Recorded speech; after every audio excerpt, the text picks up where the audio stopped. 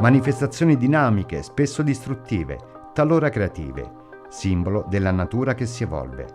Le frane suscitano a volte curiosità e stupore perché i loro effetti sono vistosi e possono colpire l'immaginazione per la singolare geometria delle forme, la variabilità dei colori, la grandiosità dei fenomeni. Talora esse sono vere e proprie manifestazioni di estetica geologica. Alcuni territori sono particolarmente caratterizzati da più movimenti franosi. In questa valle le colate detritiche sono molto frequenti a causa della costituzione geologica del territorio. Certamente con i cambiamenti climatici, con il verificarsi di eventi piovosi intensi, è più facile che si verifichino delle colate detritiche a partire dai piedi di queste rocce dolomitiche in questo territorio abbastanza fragili. Le frane sono anche eventi che costruiscono il paesaggio. Ricordiamo le Cinque Torri, ricordiamo il Sas de Rocha sopra l'Aste, ricordiamo il campanile di Brabante su Civetta, meta a suo tempo ambita da tutti gli alpinisti del mondo, no? Perché c'era un passaggio di sesto grado molto difficile. E altri esempi, le torri di Popena, sul gruppo di Popena, la Guglia di Amicis è un esempio di frana abortita. La frana di Alleghe, a suo tempo funesta per 54 persone, adesso è un punto di attrazione estetica. Nella Valle del Boite i fenomeni franosi sono particolarmente ricchi a Cancia di Borca di Cadore, al Giaude Socomedan di San Vito di Cadore, ad Acquabona e a Fiames di Cortina d'Ampezzo, a Pezzories, Pezzovico, ma anche a Cimabanche. Il 27 luglio 1868 una frana distrusse 13 case a Cancia di Borca, causando 12 morti. Il 18 luglio 2009 una colata detritica di 100.000 metri cubi su Cancia causò 2 vittime, 50 case sgomberate e 200 sfollati. Secondo le ricerche della CNR di Padova e Torino sono ben 25 gli eventi noti e datati di colate detritiche in quella località. Le prime notizie si hanno ancora intorno al 1700, quando gli archivi registravano i fenomeni in modo più regolare. Uno dei primi fenomeni si è verificato nel 1868 con una grande colata detritica che ha distrutto 13 case e ha causato la morte di 12 persone. Ricordo da qualche parte che c'era anche una delle prime fotografie, devo averla in archivio, non la trovo più, perché il 1868 era una fotografia storica. Bisogna ricordare che dal 1868 al 2009 i dati di archivio registrano almeno 35 eventi di colata detritica, sempre più o meno nello stesso posto che, diciamo, passa tangente all'abitato e giù dove c'è la statale 51 investe l'abitato stesso di Cancia. Questo luogo fa parte un po' di tutta la Valle del Boite, ancorché bellissima, che ospita la conca di Cortina, ma i paesi di San Vito di Cadore, eccetera, che sono posti stupendi.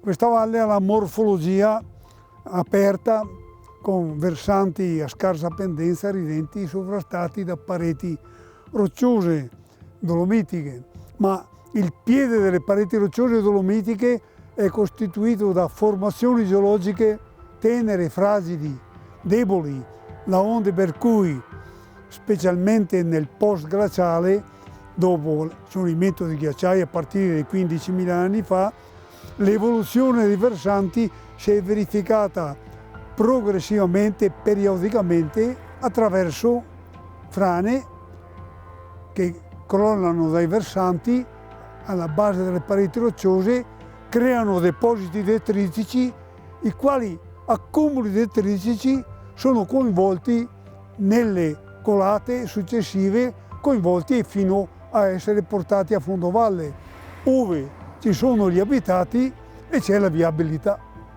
I crolli cosa fanno? Depositano materiali ai piedi delle pareti, questi accumuli con una semplice pioggia possono essere rimobilizzati e portati a valle.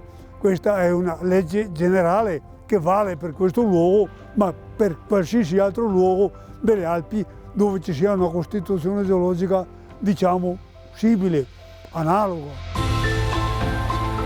Nel 1925 la frana sul monte Antelao, a monte di Borca di Cadore. Su alle basi della parete, ai piedi della parete dell'Antelao, c'è il bus del Diao, che da qua si vede, c'è un punto scuro da cui esce l'acqua quando ovviamente ci sono gli eventi piovosi. Guardando sulla sinistra abbiamo la Forcella Salvella, che arriva a 1700 metri, che è formata da un detrito, un ghiaione molto ripido. Quando ci sono gli eventi piovosi, il detrito scende e arriva in questo solco erosivo.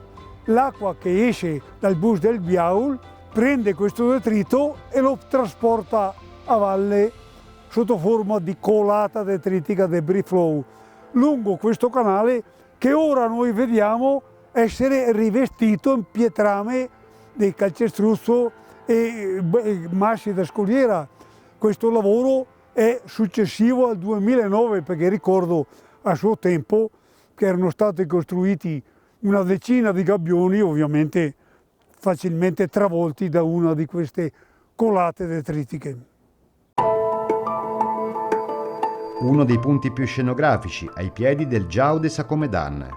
Nel 1960, una delle frane più consistenti, la grande quantità di materiale è stata utilizzata come cava di riempimento inerti per la fabbricazione di qualsiasi opera edile in calcestruzzo. Questo è uno dei punti più scenografici. Siamo al piede del Giao de Sacomedan, cioè del grande ghiaione di Sacomedan, che si è formato per crollo della punta di Gros, che vedete su in alto con le rocce rosse, dove nel 1960 si sono staccati ben 800.000 metri cubi di materiale e sotto forma di detrito sono scesi fino a ostruire la strada. Mi ricordo che negli anni successivi sono stati fatti dei tentativi di argini deviatori che ancora si vedono sulla sommità del ghiaione di Sacomedan. Poi a sinistra vedete la Crova Marcora con le cicatrici di frane antiche e recenti e ancora in atto. Io ritengo che il termine Marcora vuol dire roccia marcia, ritengo, è una mia.